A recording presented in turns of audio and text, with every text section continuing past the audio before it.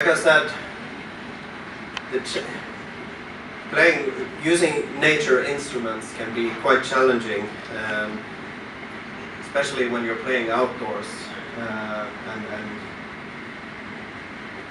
this is a goat horn, and sometimes they don't behave. And there has been some occasions where it's, for instance, you go on stage and the horn is there and suddenly it's getting cold, and then the horn of course gets filled with water. So when I'm doing my most epic, or trying to do like an emotional thing, and basically the only thing coming out is me sounding like a sick cow or something. So but that's also the beauty with these instruments. They have their own will, in a sense. And because that's the goat. Of course, the goat goes its own way, but also the horse, as you could hear. No, but it's living instruments in a sense. And when I started working with Paul Luna, there were not many. It was very difficult to find information about many of the instruments, and there were not many people left who built them. Now this is blooming really, and more people are starting to make these instruments again, which is great.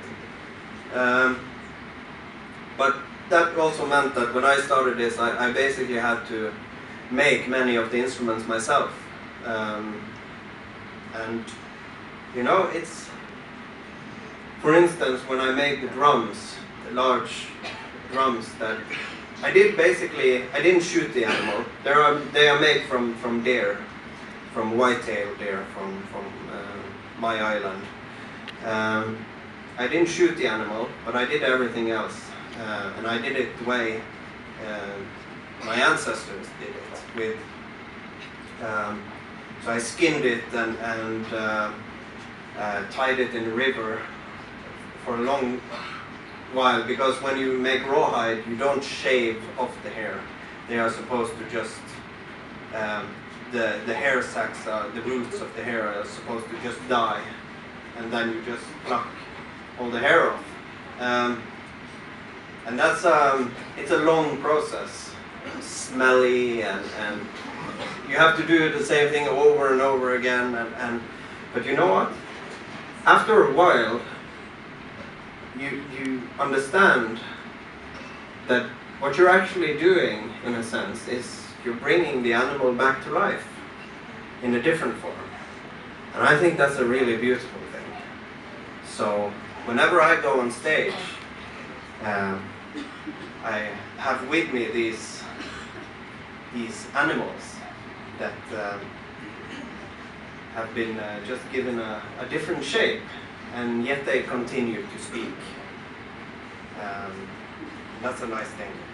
So I'll forgive the bad sounds and the crappy tuning for the good moments.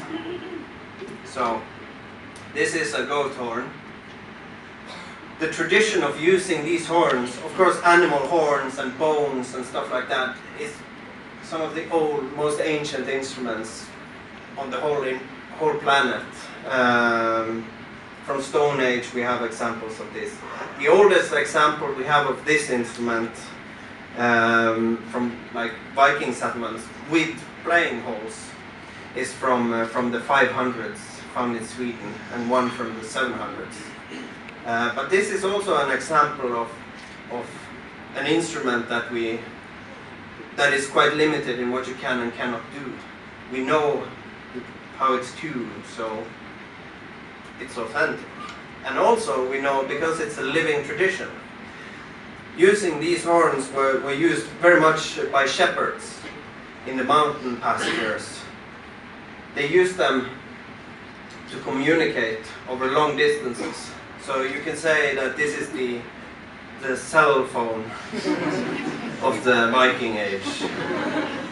So this is an I honk 5 because it has 5 horns.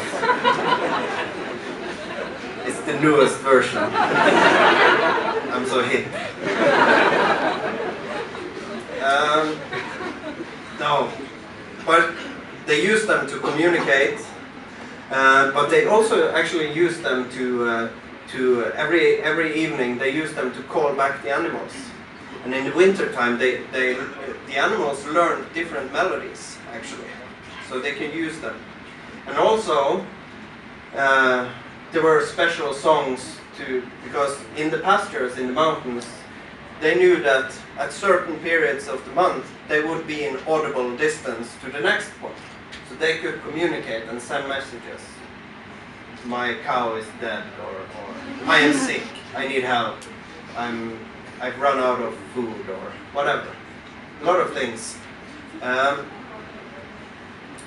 What's also interesting is that because we also have these, you also have wooden horns in Polish tradition. I can't remember the name, but Liga. Yes. And in one can say that they are also used for communication. It's basically the same tradition here. What's interesting is that there is this old poem that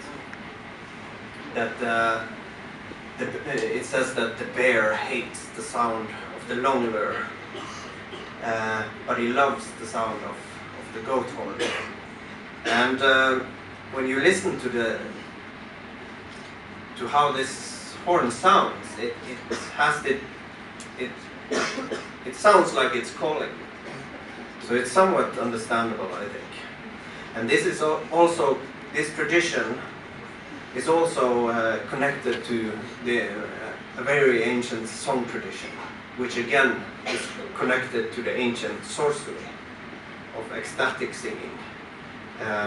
So this high-pitched singing made to communicate and to lure